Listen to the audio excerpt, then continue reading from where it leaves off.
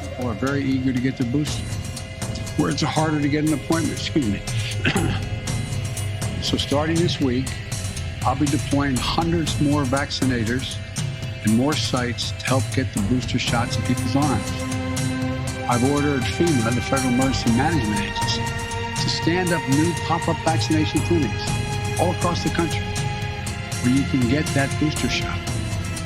We've opened, we've opened FEMA vaccination sites.